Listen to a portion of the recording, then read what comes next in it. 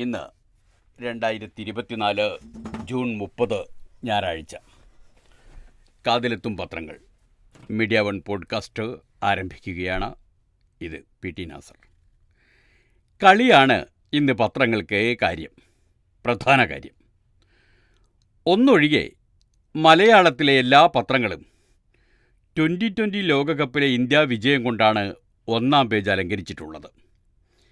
India ടീമിൻ്റെ പേര് India മുന്നണിയെ ഓർമ്മിപ്പിക്കുന്നത് കൊണ്ടോ എന്തോ ജന്മഭൂമി ആ വാർത്ത ഉള്ളിലേക്ക് കായികം പേജിലേക്ക് തട്ടിയിരിക്കുകയാണ്.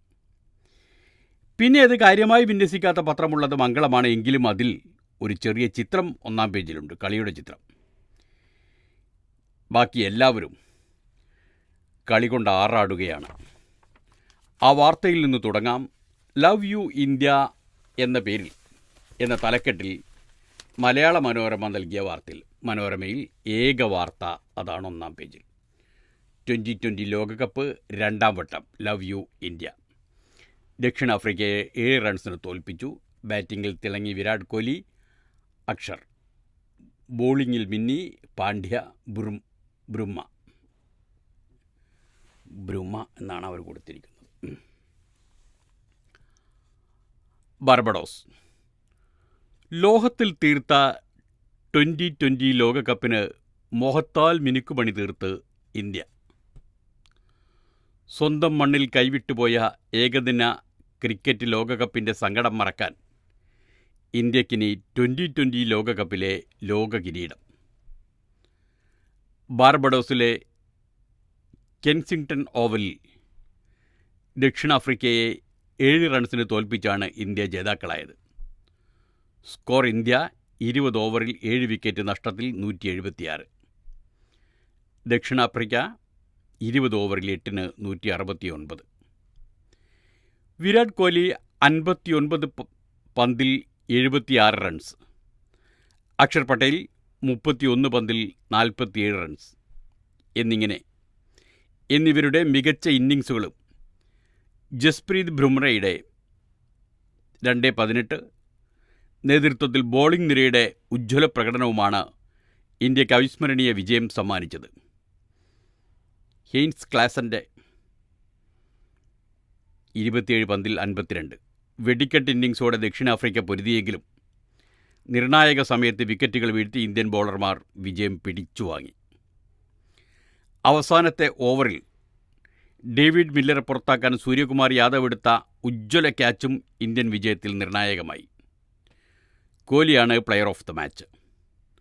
ടൂർണമെൻറ്റിലാകെ 15 വിക്കറ്റ് നേടിയ ബുംറ പ്ലെയർ ഓഫ് ദ സീരീസായി തിരഞ്ഞെടുക്കപ്പെട്ടു. ഈ കിരീട വിജയത്തോടെ രാജ്യാന്തര 2020 ക്രിക്കറ്റിൽ നിന്ന് വിരമിക്കുകയാണെന്ന് വിരാട് കോഹ്ലിയും രോഹിത് ശർമ്മയും പ്രഖ്യാപിച്ചു. ലോകകപ്പ് കയ്യിലേന്തി വിരാട് കോഹ്ലിയും രോഹിത് ശർമ്മയും നിൽക്കുന്ന ചിത്രവും മനോരമ നൽകിയിട്ടുണ്ട്. ടീമിൻ്റെ ആഹ്ലാദ ചിത്രത്തിന് പുറമെ ത്രിവർണ്ണ പകിട്ട്. തെളിഞ്ഞ ആകാശവും നിറഞ്ഞ ഗാലറിയുമായി പ്രസന്നമായ അന്തരീക്ഷത്തിൽ വിജയത്തിന് വേണ്ടി ഇന്ത്യ കാത്തിരുന്നത് അവസാന ഓവർ വരെ.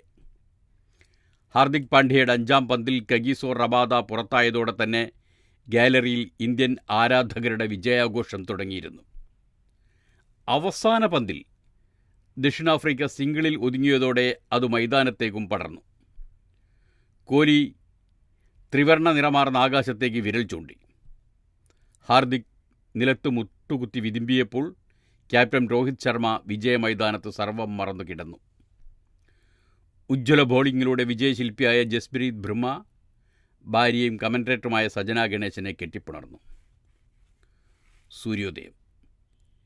ഹെയ്ൻസ് ക്ലാസൻ്റെ നേതൃത്വത്തിൽ ശക്തമായി തിരിച്ചടിച്ച ദക്ഷിണാഫ്രിക്ക കളിയിൽ മുൻതൂക്കം നേടിയ സമയത്ത് ആദ്യം ഇന്ത്യയുടെ രക്ഷകനായി അവതരിച്ചത് ഹാർദിക് പാണ്ഡ്യ. 16-ാം ഓവറിൽ ആദ്യ പന്തിൽ ഹാർദിക്കിൻ്റെ ഓഫ് സൈഡിന് പുറത്തു വന്ന പന്തിൽ ബാറ്റ് വീശിയ ക്ലാസന് പിഴച്ചു. ബാറ്റിലുരസിയ പന്ത് വിക്കറ്റ് കീപ്പർ ഋഷഭ് പന്തിൻ്റെ കയ്യിൽ. മൗനമായിരുന്ന ഗാലറിയിൽ വീണ്ടും ആരവങ്ങൾ ഉയർന്നു തുടങ്ങി. അടുത്ത ഊഴം ബുംറയുടേത്. 18-ാം ഓവറിൽ മാർക്കോ യാൻസൻ്റെ ബാറ്റിനും പാഡിനുമിടയിലൂടെ നൂർന്നു കയറിയ പന്ത് സ്റ്റമ്പിളക്കി. ഇന്ത്യക്കും വിജയത്തിനുമിടയിൽ പിന്നെ തടസ്സമുണ്ടായിരുന്നത് ഡേവിഡ് മല്ലർ. ഹാർദിക്കിൻ്റെ അവസാന ഓവറിലെ ആദ്യ പന്ത് മില്ലർ ലോങ് ഓഫിലേക്ക് തൂക്കി. 6 എന്നുറപ്പിച്ച പന്ത് ബൗണ്ടറിനരികെ ഉയർന്ന് ചാടി തട്ടിയിട്ട് നിലത്ത് വീഴും മുൻപേ സൂര്യ കയ്യിലൊതുക്കി. ഇന്ത്യയുടെ വിജയസൂര്യൻ തെളിഞ്ഞ നിമിഷം. അങ്ങനെയാണ് ആ കളിയെ മലയാള മനോരമ വിസ്തരിക്കുന്നത്. ദേശാഭിമാനിയുടെ ലീഡ് വാർത്ത ഇന്ന് നമ്മളൊന്നും പ്രതീക്ഷിക്കുന്നതല്ല. വിന്ധ്യ എന്ന പേരിൽ വിൻ ഇന്ത്യ എന്ന് ചുരുക്കാവുന്ന തരത്തിൽ വിന്ധ്യ എന്ന തലക്കെട്ടോടുകൂടി കളി ആഘോഷിച്ചിട്ടുണ്ട്. അതിനു തൊട്ടുതാഴെ കേൾക്കൂ 3 പേരുടെ കാതുകളിലെത്തും ലോകത്തിൻ്റെ സ്പന്ദനം എന്ന തലക്കെട്ടിൽ അപൂർവ നേട്ടത്തിൻ്റെ കേരളാരവം. BSI 602 ബോൺ ബ്രിഡ്ജ് ശസ്ത്രക്രിയ രാജ്യത്ത് അപൂർവം. 6 ലക്ഷം വില വരുന്ന ബോൺ കണ്ടക്ഷൻ ഇംപ്ലാന്റാണ് സർക്കാർ 3 പേർക്ക് സൗജന്യമായി നൽകിയത്. കോഴിക്കോട് മെഡിക്കൽ കോളേജിൽ 3 പേർക്ക് കേൾവിശക്തി തിരിച്ചു കിട്ടുന്ന ശസ്ത്രക്രിയ നടത്തിയതിനെക്കുറിച്ചാണ്. കോഴിക്കോട് ജന്മനാ കേൾവി വെല്ലുവിളി നേരിട്ട ബാലികയടക്കം 3 പേർ സർക്കാരിൻ്റെ കൈപിടിച്ച് ശബ്ദങ്ങളുടെ ലോകത്തേക്ക് കടക്കുന്നു. കോഴിക്കോട് സ്വദേശികളായ 8 വയസ്സുകാരിയും 20കാരിയും വയനാട് സ്വദേശിയായ 23കാരനുമാണ് ശബ്ദവീജികളെ ഹൃദിസ്ഥമാക്കാനൊരുങ്ങുന്നത്. അത്യപൂർവ ശസ്ത്രക്രിയയിലൂടെ നാടിൻ്റെ ചികിത്സാരംഗത്ത് ചരിത്രമെഴുതിയത് കോഴിക്കോട് മെഡിക്കൽ കോളേജ് ആശുപത്രിയാണ്. ഒറ്റ ദിവസമായിരുന്നു 3 ശബ്ദജീവിതത്തിലേക്ക് തിരിച്ചെത്തിച്ച BCI bone conduction implant system to Bonebridge ശസ്ത്രക്രിയ. അതാണ് അതിൻ്റെ മുഴുവൻ പേര്. 6 ലക്ഷം രൂപ വരുന്ന ഇംപ്ലാന്റാണ് സംസ്ഥാന സർക്കാർ സൗജന്യമായി ലഭ്യമാക്കിയത്. 3 പേരും 3 ദിവസത്തെ തുടർചികിത്സയ്ക്ക് ശേഷം ആശുപത്രി വിടും. 1 മാസത്തിന് ശേഷം പ്രൊസസ്സർ ഘടിപ്പിക്കുന്നതുൾപ്പെടെയുള്ള തുടർ ചികിത്സയുണ്ടാകും. എന്താണ് BCI ബ്രോൺ ബ്രിഡ്ജ് ഇംപ്ലാന്റ്? സാധാരണ കേൾവി സഹായി വെക്കാൻ കഴിയാത്തവർക്കാണ് BCI 62 ബോൺ ബ്രിഡ്ജ് ഇംപ്ലാന്റ് ശസ്ത്രക്രിയ നടത്തുക. ജന്മനാ ബാഹ്യചെവിയും മധ്യചെവിയും തകരാറുള്ളവർക്കോ ഒരു ചെവി പൂർണ്ണമായും കേൾക്കാത്തവർക്കോ ആണിത് ചെയ്യുക. ശബ്ദം നേരിട്ട് ആക്റ്റീവ് ആംപ്ലിഫിക്കേഷൻ നടത്തുന്ന സാങ്കേതിക വിദ്യയിലൂടെയാണ് BCI 602 BCI 602 bone bridge implant പ്രവർത്തിക്കുന്നത്. ഇതിലൂടെ പുറം ചെവിയിലും മധ്യചെവിയിലുമുള്ള തകരാറുകൾ മറികടക്കാം. Bone conduction implant hearing devices KMCSൽ മുഖേനയാണ് ലഭ്യമാക്കിയത്. സാംബ 2 പ്രൊസസ്സറാണ് ഘടിപ്പിക്കുക. മന്ത്രി അഭിനന്ദിച്ചു. BCCI 602 ബോൺ ബ്രിഡ്ജ് ശസ്ത്രക്രിയ വിജയകരമാക്കിയ സംഘത്തെ ആരോഗ്യമന്ത്രി വീണ ജോർജ് അഭിനന്ദിച്ചു. സർക്കാർ പദ്ധതിയിൽ രാജ്യത്തെ ആദ്യത്തെ ശസ്ത്രക്രിയയാണിത്. ENT വിഭാഗം മേധാവി ഡോക്ടർ സുനിൽകുമാർ, പ്രൊഫസർമാരായ doctor Abdul Salam, doctor MK Sreejith, senior resident doctor Safa, anaesthesia വിഭാഗം professor doctor Shyam, doctor Vipin, staff നഴ്സുമാരായ ദിവ്യ, തെരേസ, ശ്യാമ, സബിത, ഓഡിയോളജി വിഭാഗം തലവൻ Sameer Putheri, audiologist Naslin, clinical specialist Nikhil എന്നിവർ ശസ്ത്രക്രിയയിൽ പങ്കാളികളായി.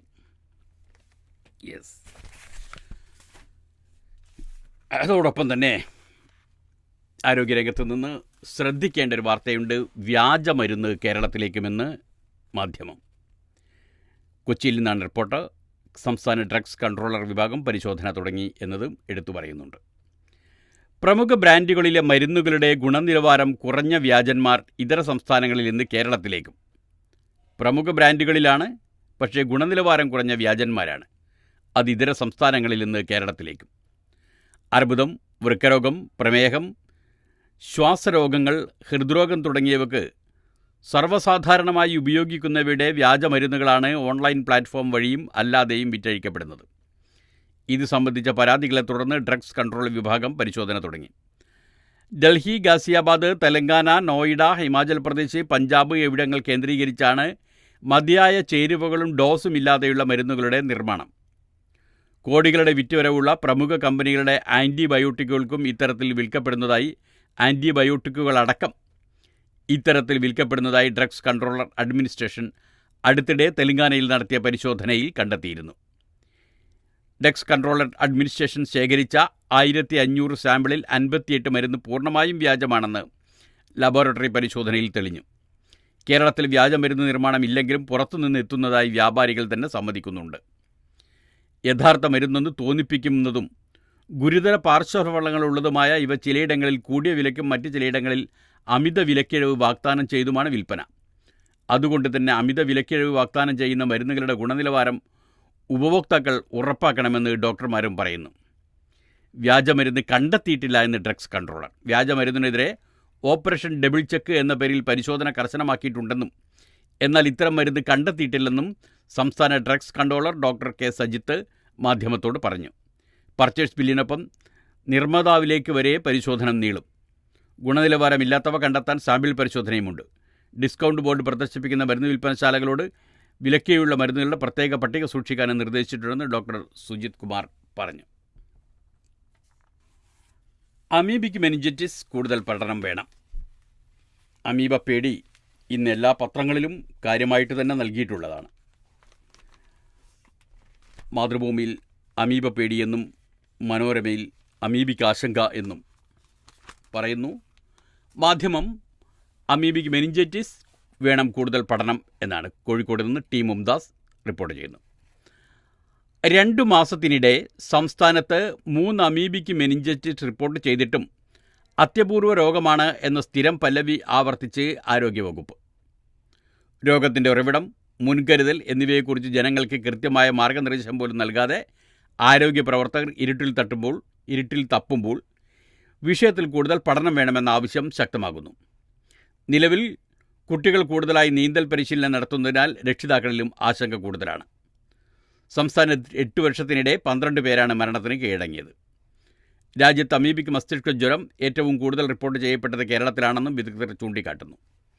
ശുദ്ധജലത്തിൽ കാണപ്പെടുന്ന അമീബയ്ക്ക് 46 ഡിഗ്രി വരെ ചൂടിൽ ജീവിക്കാൻ കഴിയുമെന്ന് നാഷണൽ സെൻറ്റർ ഫോർ ഡിസീസ് കൺട്രോളിലെ ഗവേഷകൻ ഡോക്ടർ രഘു വ്യക്തമാക്കി. കെട്ടിക്കിടക്കുന്ന വെള്ളത്തിൽ ജീവിക്കുന്ന അമീബ മൂക്കിലൂടെ മനുഷ്യ ശരീരത്തിൽ കടക്കുകയും തലച്ചോറിനെ ഗുരുതരമായി ബാധിക്കുന്ന മസ്തിഷ്ക ജ്വരം ഉണ്ടാക്കുകയുമാണ് ചെയ്യുന്നത്. 2016 13 വയസ്സുകാരനായിരുന്നു കേരളത്തിൽ ആദ്യമായി അമീബിക്ക് മസ്തിഷ്ക ജ്വരം റിപ്പോർട്ട് ചെയ്തത്. 2020 കോഴിക്കോട് 11 വയസ്സായ കുട്ടിയും 23 ജൂലൈയിൽ ആലപ്പുഴയിൽ 15 വയസ്സായ കുട്ടിയും ഇക്കഴിഞ്ഞ മെയ്യിൽ മലപ്പുറത്ത് 5 വയസ്സുകാരിയും ജൂൺ 12 കണ്ണൂരിലെ 13കാരിയും സമീപകാലത്ത് അമീബിക് മെനിഞ്ചൈറ്റിസ് ബാധിച്ച് മരിച്ചു. 28 രോഗം സ്ഥിരീകരിച്ച കോഴിക്കോട് രാമനാട്ടുകരയിലെ 12കാരൻ അതിഗുരുതരാവസ്ഥയിൽ തുടരുകയാണ്. കുളത്തിലും സ്വിമ്മിംഗ് പൂളിലും കുളിച്ച കുട്ടികളിൽ കേരളത്തിൽ രോഗം റിപ്പോർട്ട് ചെയ്യപ്പെട്ടിട്ടുണ്ട്.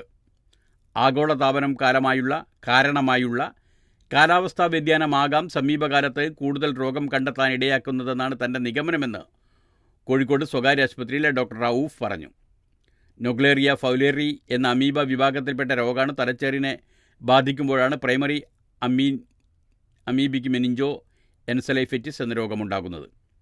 ജൂൺ 12 കണ്ണൂരിൽ മരിച്ച കുട്ടിക്ക് അമീബിക് മെനിഞ്ചോ എൻസെഫലൈറ്റിസ് ആയിരുന്നു. വെർമിഫോമിസ് എന്ന അപൂർവ അമീബിയയുടെ സാന്നിധ്യമായിരുന്നു കുട്ടിയിൽ കണ്ടെത്തിയത്. നാളെ മുതൽ പുതിയ നിയമം. ഇന്ത്യൻ ശിക്ഷാ നിയമം ചരിത്രമാകും. മാതൃഭൂമിയുടെ 1-ാം പേജിൽ നിന്നാണ്. ഞായറാഴ്ച അർദ്ധരാത്രി പിന്നിടുമ്പോൾ രാജ്യത്ത് പുതിയ ക്രിമിനൽ നിയമങ്ങൾ നിലവിൽ വരും. 164 വർഷം പഴക്കമുള്ള ഇന്ത്യൻ ശിക്ഷാ നിയമം അടക്കമുള്ള IPC അടക്കമുള്ള 3 നിയമങ്ങൾ ഇതോടെ ചരിത്രമാകും. IPCക്ക് പകരമായി ഭാരതീയ ന്യായ സംഹിത BNS, CRPCക്ക് പകരമായി ഭാരതീയ നാഗരിക സുരക്ഷാ സംഹിത BNSS, ഇന്ത്യൻ തെളിവ് നിയമത്തിന് പകരമായി ഭാരതീയ സാക്ഷ്യ അധീനിയം നിലവിൽ വരും. ഞായറാഴ്ച അർദ്ധരാത്രിക്ക് ശേഷമുള്ള പരാതികളിൽ കേസ് രജിസ്റ്റർ ചെയ്യുന്നതും തുടർ നടപടികൾ സ്വീകരിക്കുന്നതുമൊക്കെ പുതിയ നിയമവ്യവസ്ഥ പ്രകാരമായിരിക്കും. അതിനു മുൻപുണ്ടായിരുന്ന എല്ലാ കുറ്റകൃത്യങ്ങളും നിലവിലെ നിയമപ്രകാരമായിരിക്കും നടപടി. ഇപ്പോൾ രജിസ്റ്റർ ചെയ്തിരിക്കുന്ന കേസുകളിലെ നിയമക്രമം എല്ലാം പൂർത്തിയാക്കേണ്ടത് നിലവിലുള്ള നിയമപ്രകാരം തന്നെയായിരിക്കും. സുനിത മടങ്ങാൻ മാസങ്ങളെടുക്കുമെന്ന് നാസ. വാഷിംഗ്ടൺ. അന്താരാഷ്ട്ര ബഹിരാകാശ നിലയത്തിൽ 2 ആഴ്ച തങ്ങി തിരികെ വരാൻ പോയ ഇന്ത്യൻ വംശജ സുനിത വില്യംസിൻ്റെയും സഹയാത്രികൻ ബുച്ച് വിൽമോറിൻ്റെയും മടക്കയാത്രയ്ക്ക് മാസങ്ങളെടുക്കുമെന്ന് നാസ. കൃത്യമായ തീയതി അറിയിച്ചിട്ടില്ല. ഇവർ പോയ ബോയിങ് സ്റ്റാർലൈനർ പേടകത്തിൽ തകരാറുകൾ പരിഹരിക്കാനാവാത്തതിനാലാണിത്. നിലവിൽ 45 ദിവസത്തേക്ക് പോയ സ്റ്റാർലൈനർ ദൗത്യം 90 ദിവസത്തേക്ക് നീട്ടുന്ന കാര്യം പരിഗണിക്കുകയാണെന്ന് നാസ അധികൃതർ അറിയിച്ചു. പ്രസിഡന്റ് തെരഞ്ഞെടുപ്പ് ബൈഡൻ പിന്മാറണമെന്ന് ന്യൂയോർക്ക് ടൈംസ്. ന്യൂയോർക്ക്. നവംബറിലെ US പ്രസിഡന്റ് തെരഞ്ഞെടുപ്പിന് മുന്നോടിയായി നടന്ന ആദ്യ ടെലിവിഷൻ സംവാദത്തിൽ ദാരുണ പ്രകടനം നടത്തിയ പ്രസിഡന്റ് ജോ ബൈഡൻ മത്സരത്തിൽ നിന്ന് പിന്മാറണമെന്ന് ന്യൂയോർക്ക് ടൈംസ് പത്രം ആവശ്യപ്പെട്ടു. റിപ്പബ്ലിക്കൻ പാർട്ടി സ്ഥാനാർത്ഥിയായ മുൻ പ്രസിഡന്റ് ഡൊണാൾഡ് ട്രംപിന് മുമ്പിൽ ബൈഡൻ പതറിയത് ഡെമോക്രാറ്റിക് പാർട്ടിയിൽ ആശങ്കയുയർത്തിയിരിക്കുമ്പോഴാണ് പ്രമുഖ പത്രത്തിൻ്റെ ആവശ്യം. പിന്മാറുന്നുവെന്ന പ്രഖ്യാപനമാണ് ബൈഡന് ചെയ്യാവുന്ന ഏറ്റവും വലിയ പൊതുജന സേവനമെന്ന് പത്രത്തിൻ്റെ എഡിറ്റോറിയൽ ബോർഡ് പ്രസ്താവിച്ചു. ബൈഡനോട് അങ്ങനെ ഒരു ആവശ്യം ഉന്നയിച്ച ആദ്യത്തെ US പത്രമാണ് New York times. Wall Street journal, financial times, Atlantic എന്നീ പ്രസിദ്ധീകരണങ്ങൾ സമാന ആവശ്യങ്ങൾ ഉൾക്കൊള്ളുന്ന ലേഖനങ്ങൾ നൽകിയിട്ടുണ്ട്. പത്രം നേരിട്ട് ആവശ്യപ്പെടുന്നത് ന്യൂയോർക്ക് ടൈംസ് മാത്രമാണ് എന്നർത്ഥം. CS Shetty SBI ചെയർമാനായേക്കും. മുംബൈ. രാജ്യത്തെ ഏറ്റവും വലിയ പൊതുമേഖലാ ബാങ്കായ സ്റ്റേറ്റ് ബാങ്ക് ഓഫ് ഇന്ത്യയുടെ പുതിയ ചെയർമാനായി CS ഷെട്ടി നിയമിതനായേക്കും. ചെയർമാൻ നിയമനത്തിനായി CS ഷെട്ടിയെ ഫിനാൻഷ്യൽ സർവീസ് ഇൻസ്റ്റിറ്റ്യൂട്ട് ബ്യൂറോ ശുപാർശ ചെയ്തു. നിലവിൽ international banking, global markets and technology വിഭാഗങ്ങളുടെ ചുമതല വഹിച്ചിരുന്നു.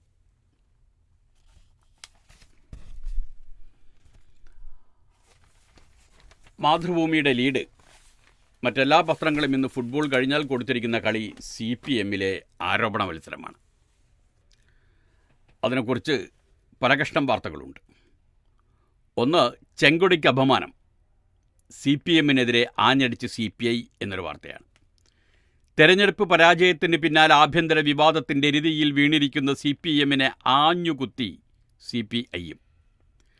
കണ്ണൂരിൽ നിന്നുള്ള കഥകൾ ചെങ്കൊടിക്ക് അപമാനമാണെന്ന കടുത്ത വിമർശനമുയർത്തി CPI സംസ്ഥാന സെക്രട്ടറി ബിനോയ് വിശ്വം ശനിയാഴ്ച പത്രക്കുറിപ്പിറക്കി.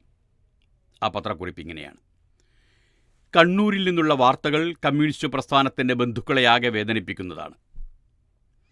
കയ്യൂരിൻ്റെയും കരിവള്ളൂരിൻ്റെയും തില്ലങ്കേരിയുടെയും പാരമ്പര്യത്തിൻ്റെ മണ്ണാണത്. അവിടെ നിന്ന് സ്വർണം പൊട്ടിക്കുന്നതിനെയും അധോലോക അഴിഞ്ഞാട്ടത്തിൻ്റെയും കഥകൾ പുറത്തു വരുന്നത് ചെങ്കൊടിക്ക് അപമാനമാണ്. സാമൂഹിക മാധ്യമങ്ങളിൽ ഇടതുപക്ഷത്തിൻ്റെ രക്ഷക വേഷം കിട്ടുന്നവർ അധോലോകത്തിൻ്റെ കാര്യസ്ഥന്മാരാണെന്ന അറിവ് ഇടതുപക്ഷത്തിൻ്റെ ബന്ധുക്കൾക്ക് പൊറുക്കാവുന്നതല്ല. പ്രസ്ഥാനത്തിനേറ്റ തിരിച്ചടികൾ ഇത്തരക്കാരുടെ പങ്കും ചെറുതല്ല. ഇടതുപക്ഷം അതിൻ്റെ പ്രഖ്യാപിത ലക്ഷ്യങ്ങൾ മറന്നുപോയെന്ന് ചിന്തിക്കാൻ ജനങ്ങളെ പ്രേരിപ്പിക്കുന്നത് ഇക്കൂട്ടരാണ്. അവരിൽ നിന്ന് ബോധപൂർവം അകൽച്ച പാലിച്ച് ഇടതുപക്ഷത്തിന് ജനവിശ്വാസം വീണ്ടെടുത്ത് മുന്നേറാനാകൂ.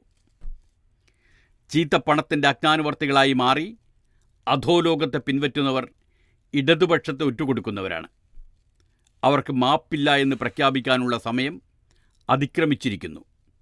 ജനങ്ങളുടെ വികാരങ്ങളെയും വിശ്വാസങ്ങളെയും CPI എന്നും മാനിക്കും എന്ന് ബിനോയ് വിശ്വം പറയുന്നു. CPI മാനിക്കും, അതവർക്ക് പറയാം, CPMനോ അറിയരുത്. ഏതായാലും P ജയരാജൻ മിണ്ടരുത് എന്നൊരു വാർത്തയും കൂടിയുണ്ട് കണ്ണൂരിൽ നിന്ന്. സജീവൻ പൊയ്ത്തുംകട റിപ്പോർട്ട് ചെയ്യുന്നു മാതൃഭൂമിയിൽ. മനു തോമസ് വിഷയം വഷളാക്കിയത് P ജയരാജൻ്റെ അനവസരത്തിലുള്ള ഫേസ്ബുക്ക് പോസ്റ്റാണെന്ന് CPIM കണ്ണൂർ ജില്ലാ സെക്രട്ടേറിയറ്റ് യോഗത്തിൽ വിമർശനം. ഈ വിഷയത്തിൽ മാധ്യമങ്ങളോടും സാമൂഹിക മാധ്യമങ്ങളോടും പ്രതികരിക്കരുതെന്ന് ജയരാജന് പാർട്ടി നിർദ്ദേശം നൽകി. P ജയരാജൻ ശനിയാഴ്ച രാവിലെയാണ് മനു തോമസ് വിഷയം ഉൾപ്പെടെ ചർച്ച ചെയ്യാൻ CPIM ജില്ലാ സെക്രട്ടേറിയറ്റ് യോഗം ചേർന്നത്. P ജയരാജനും പങ്കെടുത്തു. മനു തോമസിൻ്റെ വിഷയവുമായി ബന്ധപ്പെട്ട് പുറത്തു പറയേണ്ട കാര്യങ്ങൾ ജില്ലാ സെക്രട്ടറി മാധ്യമങ്ങൾക്ക് മുന്നിൽ വിശദീകരിച്ചതാണ്. ഇക്കാര്യം വീണ്ടും സാമൂഹിക മാധ്യമങ്ങളോട് അവതരിപ്പിച്ചത് മോശമായി. കൊട്ടേഷൻ സംഘങ്ങൾക്ക് പാർട്ടിയുടെ പേരിൽ വീണ്ടും സമൂഹ മാധ്യമങ്ങളിലൂടെ കളത്തിലിറങ്ങാൻ വിവാദം വഴിയൊരുക്കിയെന്ന് യോഗത്തിൽ വിമർശനമുയർന്നു. സാമൂഹിക മാധ്യമങ്ങളിൽ പോസ്റ്റിടാനുള്ള കാരണം P ജയരാജൻ വ്യക്തമാക്കിയെങ്കിലും അംഗങ്ങളാരും പിന്തുണച്ചില്ല. കൊട്ടേഷൻ സംഘങ്ങൾ ഫേസ്ബുക്ക് പോസ്റ്റിന് പിന്തുണ നൽകിയതിന് തന്നെ കുറ്റപ്പെടുത്തുന്നതിൽ അർത്ഥമില്ലെന്ന് ജയരാജൻ വാദിച്ചെങ്കിലും ഫലം കണ്ടില്ല. അങ്ങനെ പോകുന്നു. അതിനിടെ മൗനം ഭൂഷണം എന്ന് ജയരാജൻ പറയുന്നു. സെക്രട്ടേറിയറ്റ് യോഗത്തിന് ശേഷം പുറത്തിറങ്ങിയ P ജയരാജൻ്റെ മുഖത്ത് മ്ലാനതയായിരുന്നു. മനു തോമസ് വിഷയത്തിൽ പ്രതികരണം ആരാഞ്ഞ മാധ്യമപ്രവർത്തകരോട് മൗനം വിദ്വാനുഭൂഷണം എന്നാണ് പി ജയരാജൻ പ്രതികരിച്ചത്. ഗുരുതര ആരോപണമാണല്ലോ എന്ന ചോദ്യത്തിന് നിങ്ങൾക്ക് ഗുരുതരമായിരിക്കുമെന്ന മറുപടി പറഞ്ഞ് അദ്ദേഹം തിടുക്കത്തിൽ വാഹനത്തിൽ കയറിപ്പോയി. ജില്ലാ സെക്രട്ടറി എം വി ജയരാജനും പ്രതികരിച്ചില്ല. എം വി ജയരാജൻ പ്രതികരിക്കുമെന്നായിരുന്നു എം വി ഗോവിന്ദൻ ഡൽഹിയിൽ പറഞ്ഞത്. അതായത് എം വി ഗോവിന്ദൻ സംസ്ഥാന സെക്രട്ടറി, എം വി ജയരാജൻ ജില്ലാ സെക്രട്ടറി എന്നതറിയാമല്ലോ. ആട്ടെ, ആ പാർട്ടി അങ്ങനെ പോകുന്നു. അതിനിടെ ലഡാക്കിൽ സൈനിക ടാങ്ക് കുത്തൊഴുക്കിൽപ്പെട്ടു, 5 സൈനികർ മരിച്ചു.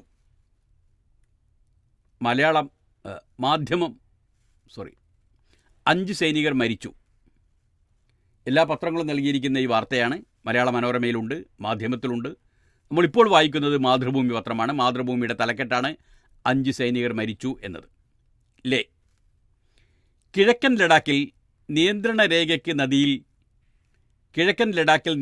രേഖയ്ക്കടുത്ത് നദിയിൽ വെള്ളപ്പാച്ചിലിനെ തുടർന്നുണ്ടായ അപകടത്തിൽ 5 സൈനികർക്ക് വീരമൃത്യു. തലക്കെട്ടിൽ മരിച്ചു എന്നാണെങ്കിലും വാർത്തയിൽ വീരമൃത്യു എന്നാണ്.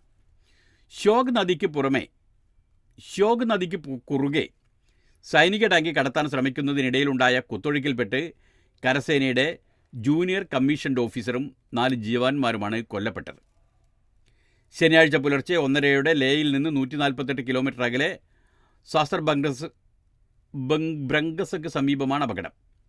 പതിവ് പരിശീലനത്തിനിടെ റഷ്യൻ നിർമ്മിത T-72 ടാങ്ക് നദി കടത്താൻ ശ്രമിക്കുകയായിരുന്നു സൈനികർ. അപ്രതീക്ഷിതമായാണ് വെള്ളപ്പാച്ചിലുണ്ടായത്.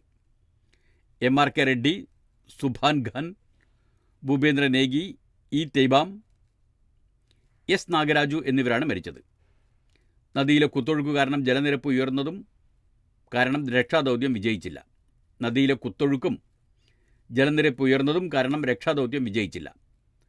ദൗലത് ബേ ഗോൾഡി സൈനിക താവളത്തിൽ 52 ആർമേഡ് റെജിമെൻറ്റിൽപ്പെട്ടവരാണ് അപകടത്തിനിരയായത്.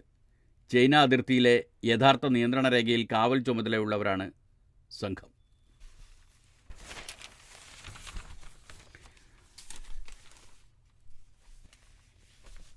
ഡൽഹിയിൽ കുട്ടികളിരുന്ന കാർ റാഞ്ചി, പിന്നാലെ അരക്കോടി ആവശ്യപ്പെട്ട് ഫോൺ.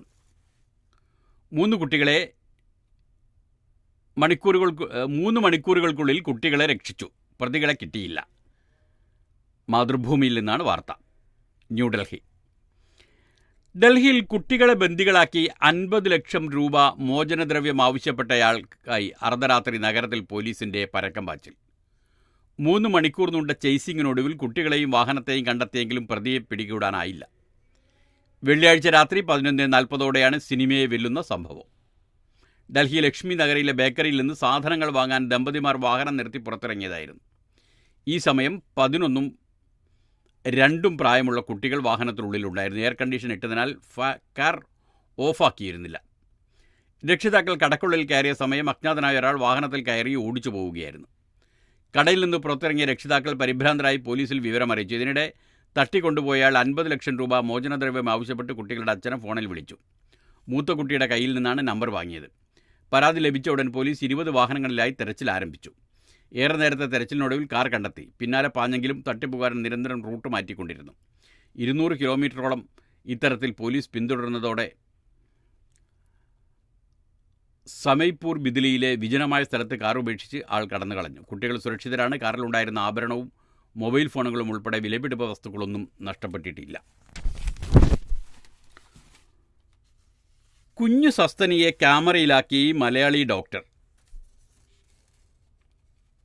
മാതൃഭൂമിയിൽ നിന്നാണ് വാർത്ത. കൊല്ലം ലോകത്തിലെ ഏറ്റവും ചെറിയ സസ്തനി ഫിലിപ്പീൻസ് ടാർസിയറിനെ ക്യാമറയിലാക്കി ലോക സഞ്ചാരി കൂടിയായ മലയാളി ഡോക്ടർ.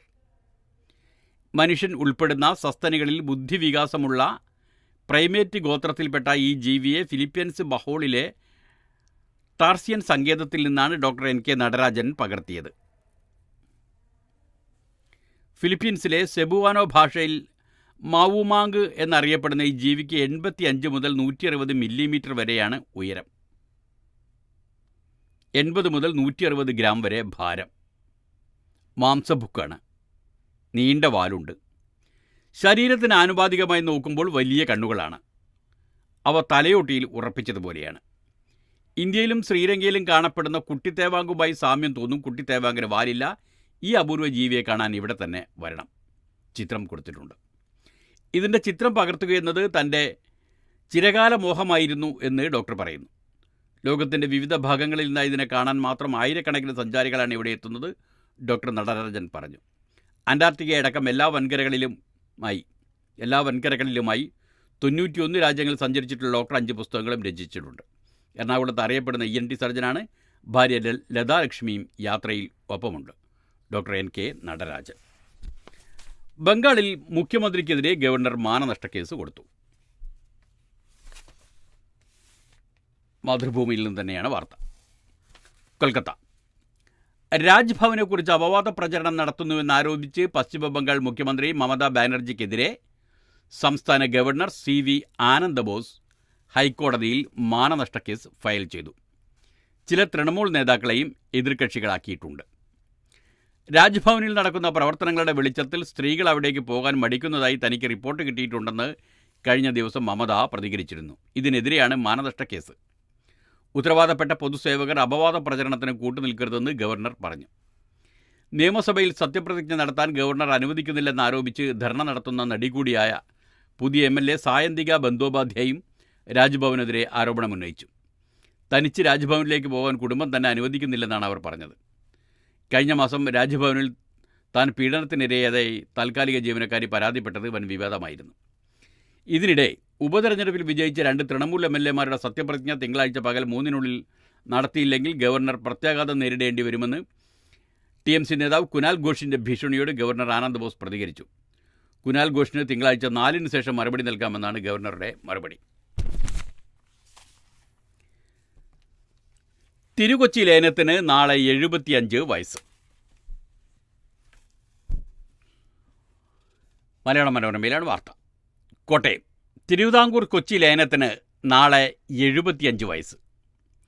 കേരള സംസ്ഥാന രൂപീകരണത്തിന് 1956 നവംബർ 1-നാണല്ലോ രൂപീകരണത്തിന് മുന്നോടിയായി 1949 ജൂലൈ 1-നാണ് തിരുവിതാംകൂറും കൊച്ചിയും ലയിച്ചത്. തിരുവിതാംകൂർ തലസ്ഥാനമായ തിരുവനന്തപുരം ഐക്യ സംസ്ഥാനത്തിൻ്റെ തലസ്ഥാനമായി. നിയമസഭയും സെക്രട്ടേറിയറ്റും തിരുവനന്തപുരത്തും ഹൈക്കോടതി എറണാകുളത്തും ആസ്ഥാനമാക്കി. തിരുവിതാംകൂർ മഹാരാജാവ് ശ്രീചിത്തിര തിരുനാൾ ഗവർണർക്ക് സമാനമായ രാജപ്രമുഖ് ആയി. തുടർന്ന് പറവൂർ TK നാരായണപിള്ളയുടെ നേതൃത്വത്തിലുള്ള മന്ത്രിസഭ അധികാരമേറ്റു. തിരുവിതാംകൂറിലെയും തിരുകൊച്ചിയിലെയും പ്രാരംഭകാലത്തെ മുഖ്യമന്ത്രിമാർ പ്രധാനമന്ത്രി എന്നാണ് അറിയപ്പെട്ടിരുന്നത്. സംയോജനത്തിൻ്റെ ഫലമായുണ്ടായ തിരുവിതാംകൂർ കൊച്ചി നിയമസഭയിൽ ഇരു സംസ്ഥാനങ്ങളിലെയും നിയമസഭകളിലെ 178 അംഗങ്ങൾ സാമാജികരായി. TM വർഗീസ് നിയമസഭാ പ്രസിഡന്റും, അതായത് സ്പീക്കർ, K കൊച്ചുകുട്ടൻ ഡെപ്യൂട്ടി പ്രസിഡന്റുമായി. പുതുപ്പള്ളി S കൃഷ്ണപിള്ള ആയിരുന്നു ഹൈക്കോടതി ചീഫ് ജസ്റ്റിസ്. ഇന്ത്യ റിപ്പബ്ലിക്കിലെ പാർട്ട് B സംസ്ഥാനമായിരുന്നു തിരുകൊച്ചി സംസ്ഥാനം. രാജ്യസഭയിൽ 6-ഉം ലോക്സഭയിൽ 12-ഉം ആയിരുന്നു പ്രാതിനിധ്യം.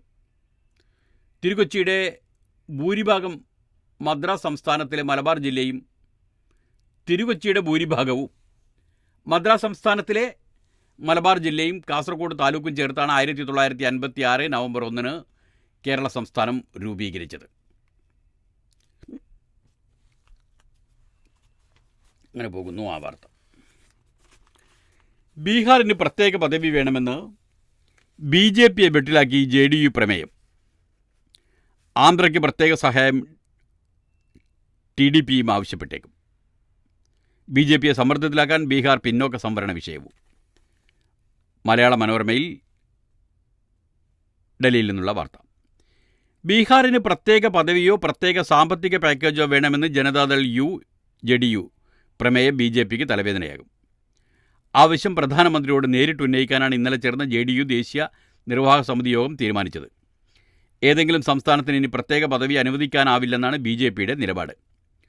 മോദി സർക്കാരിന് ഭരണ തുടർച്ച സാധ്യമാക്കിയ ഘടകകക്ഷികളിൽ ഒന്നായി കേന്ദ്രമന്ത്രിസഭയിൽ ചേർന്ന് 1 മാസം തികയും മുൻപാണ് JDU പ്രത്യേക പദവി ആവശ്യപ്പെടുന്നത്. 14-ാം ധനകാര്യ കമ്മീഷന്റെ ശുപാർശയുടെ അടിസ്ഥാനത്തിലാണിത്. പ്രത്യേക പദവി പറ്റില്ലെങ്കിൽ അധിക സാമ്പത്തിക സഹായമാണ് ആവശ്യം. ഇതേ ആവശ്യം ആന്ധ്രാപ്രദേശിന് വേണ്ടി TDPയും ഉന്നയിക്കുമെന്നുറപ്പ്. NDAയിലെ രണ്ടാമത്തെ വലിയ കക്ഷിയാണ് TDP. രണ്ട് പ്രധാന സഖ്യകക്ഷികളുടെ സമ്മർദ്ദത്തെ BJP എങ്ങനെ അതിജീവിക്കുമെന്നാണ് ഇനി വ്യക്തമാക്കേണ്ടത്.